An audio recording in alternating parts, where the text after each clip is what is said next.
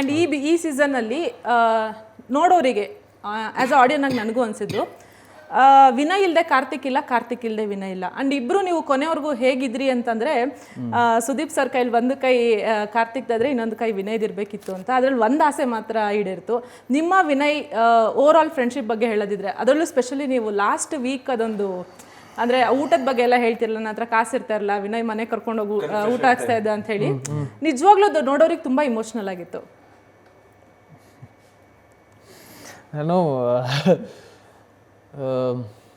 ಅವನಿಗೆ ಥ್ಯಾಂಕ್ಸ್ ಹೇಳ್ಬೇಕಷ್ಟೆ. ಅಂದರೆ ನಾನು ಬೆಂಗಳೂರಿಗೆ ಬಂದಾಗ ಇಂಡಸ್ಟ್ರಿ ಅಷ್ಟು ಪರಿಚಯ ಇರಲಿಲ್ಲ, ನನಗೆ ಯಾವ ಬ್ಯಾಕ್ ಸಪೋರ್ಟು ಇರಲಿಲ್ಲ.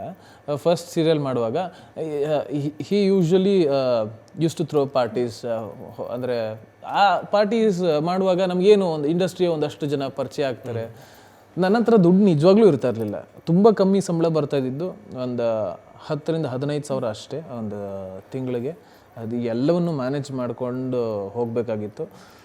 ಆ ಸಮಯದಲ್ಲಿ ಕರೆದು ಎಲ್ಲರನ್ನೂ ಪರಿಚಯ ಮಾಡಿ ಸುಮಾರು ನಮಗೆ ಪರಿಚಯ ಆಗಬೇಕಾಗಿರುತ್ತೆ ನಾವು ಹೊಸಬರಾಗಿದ್ದಾಗ.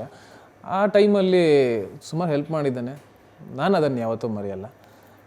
ಗೇಮ್ ಅಂತ ಬಂದಾಗ ಒಳಗಡೆ we have spoken only about game. ಅವನ ಆಟ ಚೆನ್ನಾಗಿಲ್ಲ ಅಂದಾಗ ಮಾತ್ರ ನಾನು ಹೇಳಿದ್ದೀನಿ, ಹೊರಗಿನ ವಿಷಯ ಯಾವುದನ್ನು ಮಾತಾಡಿಲ್ಲ ಅವನ ಬಗ್ಗೆ. ಅಲ್ಲಿ ಅವನ ಆಟ ಚೆನ್ನಾಗಿದೆ ಅಂದಾಗ ಮಾತ್ರ ಅವನಿಗೆ ಅಪ್ರಿಷಿಯೇಟ್ ಮಾಡಿದ್ದೀನಿ, ಹೊರಗಿನ ವಿಷಯ ಯಾವುದು ಮಾತಾಡಿಲ್ಲ. ಸೊ ನನ್ನ ಫ್ರೆಂಡ್ ಅವನು. ಮೊದಲನೇ ವಾರ ನಾನು ಹೇಳಿದ್ದು ನನ್ನ ಆಸೆ ಏನು, ನನ್ನ ಫಿನಾಲಲ್ಲಿ ಸುದೀಪ್ ಸರ್ 2 ಕೈ ಹಿಡ್ಕೊಂಡ್ರೆ ಅದು ಒಂದು ನಂದಾಗಿರ್ಬೇಕು, ಇನ್ನೊಂದು ವಿನಯ್ದಾಗಿರ್ಬೇಕು. ಇನ್ನು ಯಾರ ಬಗ್ಗೆ ನಾನು ಯೋಚನೆನೂ ಮಾಡಿಲ್ಲ. ಆ್ಯಂಡ್ ಅವ್ನ ಪಕ್ಕದಲ್ಲೇ ನನ್ನ ಜೊತೆಗೆ ನಡ್ಕೊಬಂದಲ್ಲಿ ಫಿನಾಲಿಗೆ ಬರಬೇಕು ಅಂತ ಏನೂ ಇಲ್ಲ, ಎದುರುಗಡೆ ನಿಂತ್ಕೊಂಡು ನಮಗೆ ನಾವು ಫ್ರೆಂಡ್ಸಾಗೆ ಟಕ್ಕರ್ ಕೊಟ್ಕೊಂಡು ಬಂದು ನಿಂತ್ಕೋಬೇಕು ಅನ್ನೋದು ಅದೇ ಆಗಿದ್ದು. ಬಟ್ ಕೊನೆಯಲ್ಲಿ ಆ ಒಂದು ವಿಷಯ ಆಗಲಿಲ್ಲ.